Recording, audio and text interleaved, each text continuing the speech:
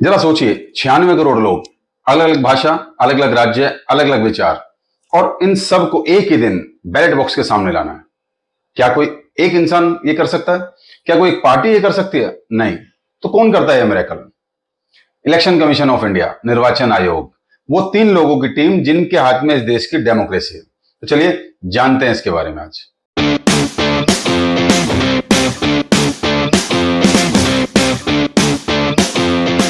चुनाव आयोग है क्या भाई? सरकार का हिस्सा है, यही समझते हैं? नहीं, सरकार का हिस्सा नहीं है।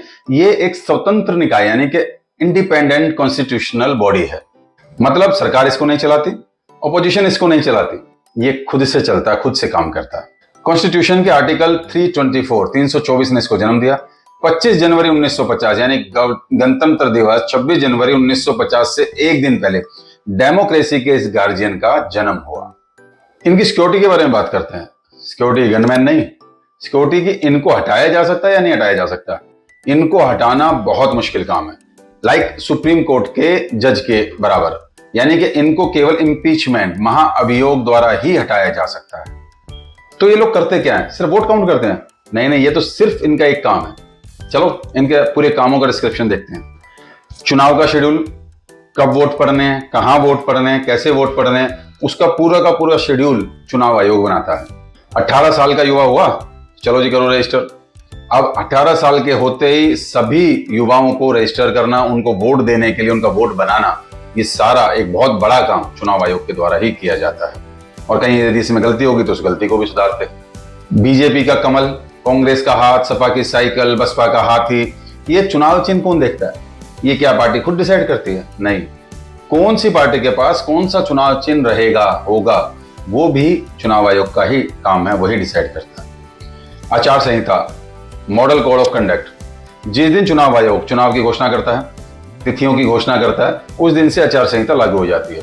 यानी कि अब सरकार कोई नया काम नहीं कर सकती, लोक लुभावन वादे नहीं कर सकती, कोई लाभ की चीजें नहीं बता सकती है, अब वो चुनाव मोड में चली जाती है। इसके साथ साथ होता खर्चा कि कौन से इलेक्शन में उम्मीदवार कितना खर्चा कर सकता है, पार्टी कितना खर्चा कर सकती है, वो उतना खर्चा कर रही है नहीं कर रही, उसके ऊपर भी चेक रखने का काम चुनाव आयोग का रहता है। साथ साथ मीडिया पे भी कोई पेड न्यूज चल रही है तो कैसे चल रही है, मीडिया कहीं इन्फ्लुएंस तो नहीं हो रहा और मीडिया सही खबरें दिखा रहा है, फेक न्यूज तो नहीं चल रही है, उन सब का ध्यान चुनाव आयोग रखता है। इन सब कामों के साथ साथ चुनाव आयोग इतना पावरफुल है कि एक बार एक स्टेट में उसने स्टेट के सेक्रेटरी को फोन कॉल पे, एक केवल फोन कॉल पे ट्रांसफर कर दिया था उसका, क्योंकि चुनाव आयोग को लगता था कि इस व्यक्ति से चुनाव प्रभावित हो सकता है। अच्छा, कमेंट्स में बताइएगा वो कौन सा स्टेट था। और उनकी पावर केवल ये नहीं है, वो किसी भी चुनाव को पोस्टपोन कर सकते हैं। यदि उन्हें लगे कि भाई अभी चुनाव का माहौल ठीक नहीं है या चुनाव में गड़बड़ी हुई है या हो सकती है, तो वो चुनाव को पोस्टपोन कर सकते हैं और इसके लिए उन्हें किसी सरकार से किसी तरह की परमिशन लेने की जरूरत नहीं। ये किसी नेता के भाषण पर कार्रवाई कर सकते हैं अगर उन्होंने आचार संहिता का उल्लंघन किया है, कोई ऐसी स्पीच दी है जिससे दिक्कत हो सकती है, या उनको ऐसा लग रहा है मॉडल कोड ऑफ कंडक्ट का उल्लंघन है, तो उस नेता की कार्रवाई में उसको चुनाव से प्रचार 2 दिन, 3 दिन, 4 दिन जैसे भी सजाओ वो रोक सकते हैं। इवन चुनाव कैंसिल भी कर सकते हैं और ये पूरे के पूरे चुनाव को भी पोस्टपोन कर सकते हैं। और एक और बात, ये किसी भी स्टेट की पुलिस को जहां चुनाव हो रहा हो वहां पर बुला सकते हैं, लगा सकते हैं, उन पुलिस अफसरों का ट्रांसफर कर सकते हैं और इसके लिए उन्हें सीएम की परमिशन की भी जरूरत है। अब चुनाव आयोग के साथ भी दिक्कतें रही हैं। चुनाव आयोग हमेशा परफेक्ट नहीं रहा, उसके साथ बहुत सारी कंट्रोवर्सीज भी जुड़ी हुई हैं। अब हर चुनाव के बाद ईवीएम की कंट्रोवर्सी शुरू हो जाती है कि ईवीएम हैक हो सकती है, ईवीएम के अंदर कुछ गड़बड़ है, जबकि चुनाव आयोग ने कई बार कहा कि ईवीएम हैक नहीं हो सकती। इवन उन्होंने पूरा चैलेंज किया कि कोई भी एक्सपर्ट से भी कोशिश कराई कि भी आप ईवीएम को हैक करके दिखाओ, आज तक कोई भी सक्सेस नहीं हुआ, लेकिन कंट्रोवर्सी कंटिन्यू है, बहस अभी भी जारी है। और एक तो आपको मालूम होगा, गोधरा दंगों के बाद भाजपा सरकार गुजरात में चुनाव कराना चाहती थी, लेकिन तत्कालीन जो चुनाव आयुक्त थे JM लिंगदो, उन्होंने कहा कि परिस्थिति अनुकूल नहीं है, हम चुनाव नहीं कराएंगे। मामला कोर्ट में गया, फाइनली चुनाव आयोग जीता और वो चुनाव पोस्टपोन किए गए, बाद में हुए। यहाँ चुनाव आयोग और सरकार की सीधी टक्कर रही। अंततः चुनाव आयोग ने अपने हिसाब से चुनाव करवाए और बाद में लिंगदोह को मैग्सेसे पुरस्कार भी दिया गया। 1988 में राजीव गांधी जी ने TN शेषन जी को डिफेंस मिनिस्ट्री में सेक्रेटरी बना दिया।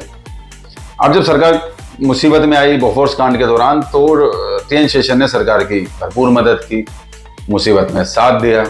बाद में जब सीईसी का पद के टाइम आया तो राजीव गांधी ने टीएन शेषन को सीईसी बना दिया, चीफ इलेक्शन कमिश्नर। यहां मैं एक बात आपको बता दूं, टीएन शेषन के चीफ इलेक्शन कमिश्नर बनने से पहले तक ये एक आम धारणा थी लोगों में, एक जनमानस में केवल यही बात थी कि भी चुनाव जो होते हैं वो सरकार कराती है। इंदिरा गांधी थी, इंदिरा गांधी ने चुनाव कराया, उससे पहले जो प्रधानमंत्री थे उन्होंने चुनाव कराया। तो चुनाव सरकार कराती, चुनाव आयोग जैसी कोई संस्था है नहीं, क्योंकि वो सरकार के इतने कंट्रोल में थी कि उसकी अपनी जो इंडिपेंडेंट छवि थी वो खत्म हो चुकी। टीएन शेषन ने उस छवि को वापस खड़ा किया और इसीलिए उनके न केवल उन्हीं को बनाने वाले राजीव गांधी से विरोधाभास रहा, मतभेद रहे, इवन कांग्रेस की सभी सरकारों से उनके मतभेद रहे। बाद में नरसिम्हा राव से काफी मतभेद सामने आए और नरसिम्हा राव ने तो क्या किया था कि उनको जो एक सदस्यीय, क्योंकि उस समय तक क्या था चुनाव आयोग एक सदस्यीय चुनाव आयोग था, केवल एक चुनाव आयुक्त ही उसमें होते थे, लेकिन नरसिम्हा राव जी ने उसमें 2 आयुक्त और अपॉइंट कर दिए। अब वो बन गया 3 सदस्यीय। अब इसके खिलाफ टीएन शेषन जी चले गए कोर्ट में, लेकिन कोर्ट का फैसला जो है वो सरकार के पक्ष में आया। उसके बाद से चुनाव आयोग 3 सदस्यीय चुनाव आयोग के रूप में काम करने लगा। असल में राजीव गांधी ने अपने सबसे वफादार व्यक्ति को, टीएन शेषन को, सीईसी की कुर्सी पर बिठाया और बाद में यही व्यक्ति इस डेमोक्रेसी का सबसे बड़ा वॉचडॉग बन गया और उसने कांग्रेस की सरकारों को भी नहीं बख्शा।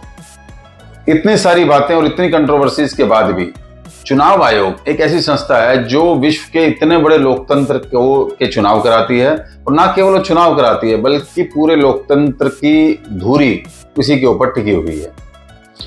अगली बार जब आप वोट देने जाओ तो ये याद रखना है कि ये पूरी की पूरी मशीनरी महीनों पहले से केवल एक काम के लिए जुट जाती है कि आपका वोट सही समय पर सही जगह पर जाए, और इसके लिए हमें चुनाव आयोग को धन्यवाद भी करना चाहिए। और इस वीडियो में आपने सीखा कि चुनाव आयोग इस देश के चुनाव कराता है, न केवल चुनाव कराता है अपितु सारी डेमोक्रेसी को चेक भी करता है और वॉचडॉग की तरह काम कर रहा है। 3 सदस्यीय चुनाव आयोग है जिसका हेडक्वार्टर जो है वो दिल्ली में है और इसकी स्टेट वाइज इकाइयां हैं और जो नीचे तक के सारे चुनाव को संपन्न कराती हैं, और इस देश के लोकतंत्र को संभाल के इन्होंने रखा हुआ है। और हम सब लोगों का भी ये फर्ज है कि हम सब लोग अपने, जब हम 18 साल के हो जाएं तो वोट भी बनवाएं, और यदि हमारे वोट बने हुए हैं तो उसका हम सही ढंग से उपयोग करें। अगली वीडियो में फिर एक नए विषय के साथ मिलेंगे, और यदि आपको ये वीडियो अच्छी लगी है तो बाई रिक्वेस्ट कि आप प्लीज़ इसे शेयर और सब्सक्राइब जरूर करें। बहुत बहुत धन्यवाद। जय हिंद।